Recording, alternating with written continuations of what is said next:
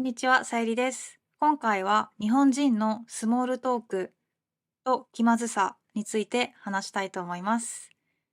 皆さん、日本人とスモールトークをしようとして気まずくなった経験はありませんか？ない人はラッキーですね。じゃあ、まず最初にこの動画を見てください。もしくは聞いてください。アメリカ人が気にする日本人と会話する時の違和感。本日はよろしくお願いします。よろしくお願いします。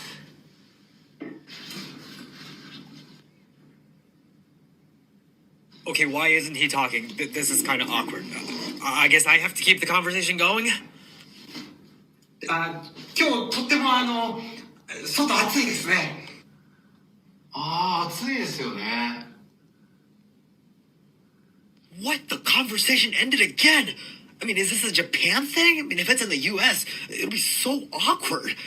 I mean, is he pissed or something? Maybe I should find a new topic. Nice office you got here. 全然ありがとうございます。Oh my god, I can't do this anymore. はい。なんか共感した人はたくさんいると思います。そうですね。日本人はスモールトークが苦手です。苦手というか、あまり慣れてないんですね。さっきのようなちょっと気まずい状況はよくあることなので、日本人としてはちょっと、気まずいなって思ってるんですけど、別に気にしません。なんかスモールトークをしないのが悪いとか、スモールトークをした方がいいとか、そういう意見は分かれると思うんですけど、日本ではこういう状況がよくあることなので、あの、気まずいなとは思ってても、それで終わります。気まずいなって思うだけですね。でも、挨拶をしたり、世間話をする国の人もいますよね。例えばスーパーのレジとかで、元気ですかとか、今日は天気がいいですねとか、そういう文化の人からすると、失礼に感じてしまうかもしれません。日本だとそういう会話をしなくてもいいですね。内向的な人にとって最高の環境だと思います。これは別に日本人でもこういうスモールトークとか世間話が、スムーズにできる人とできない人がいると思います。私のように海外で住んだ経験がある人は比較的、こういうスモールトークに慣れているので、たくさん相手に質問をしたり、何かいいことを言ったりするのに、なんか慣れています。あとは接客業ですね。店員さんとか営業、セールスの人ですね。自分からなんか物を売ったり、サービスをする立場なので、人に話しかけたりする、相手に話題を振ることに慣れています。そういう経験がない人は、さっきの動画に出てきた日本人の人のように、ただ答えるだけで終わります。多分、会話の続け方がわからないって思ってる人もいるし、その必要がないって思ってる人もいるし、何も考えてない人もいると思います。いつも自分がサービスを受け取る側、お客さんだった場合、頑張って相手に質問したり、興味を持つ必要があんまりないんですね、日本の文化だと。そういう人のことをこれはちょっと悪口なんですけど、コミュ障と言います。コミュニケーション障害これは本当の病気の名前じゃないです。ただ、ちょっと内向的で人と話すのが苦手とか、いつも人と会話する時になんか全然喋れなくなってしまうとかいう時に自分のことを、私コミュ障だからっていう人は結構います。で、逆の人は、コミュ力高いって言いますね。コミュ力、コミュニケーション能力が高いです。欧米の国と、ちょっと違うのは、初対面の人と話す時、自分は怪しくないです。自分は変なやつじゃないです。だから自分のことも話すし、相手にも質問するっていう感じだと、私はそういう印象を受けたんですけど、日本だとそれもあるんですけど、最初は1回目とかは、あんまり自分を出さないことが多いですね。すぐに初対面で仲良くなる人もいるんですけど、あんまり1回目から心を打ち明けない、心を開かない人はたくさんいると思います。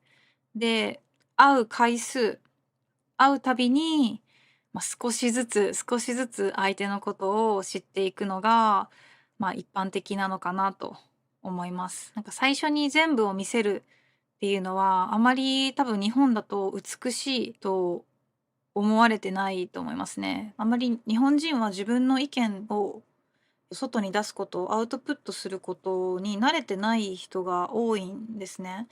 だから、話しすぎるとうざいって思われるかなとか、心配したり、やっぱり日本人は周りに合わせるっていうのもあると思うので、その自分の周りとか状況を見て、誰かが黙ってたら黙るとか、そういうことをするんですよ。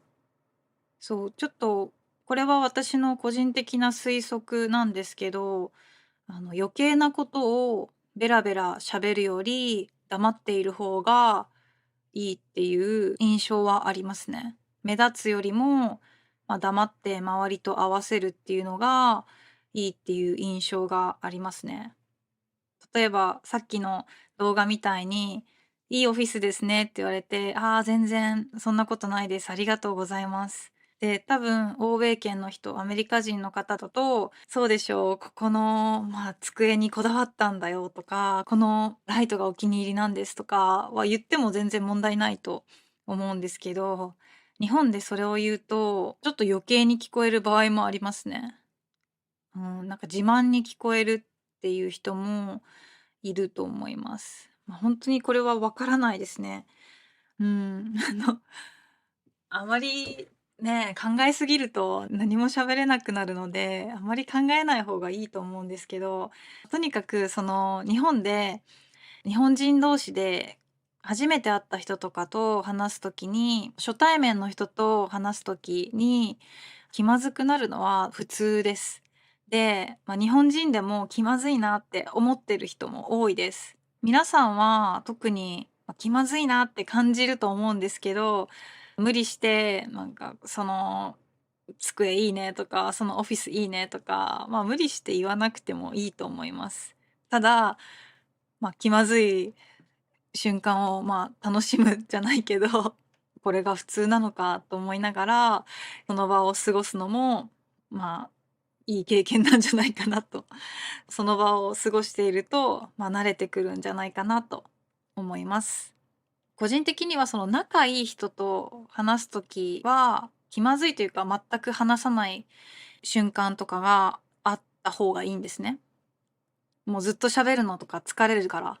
でも、初対面の人とその数分間とか、30分ぐらいだったら、その場を楽しませるようなことをしたいなとは思っています。はい。でも、外国語でするのは難しいと思うので、そんなにプレッシャーを感じなくてもいいと思います。はい、それが言いたかった。はい、じゃあ今日も最後まで聞いてくれてありがとうございました。じゃあまたね。バイバーイ。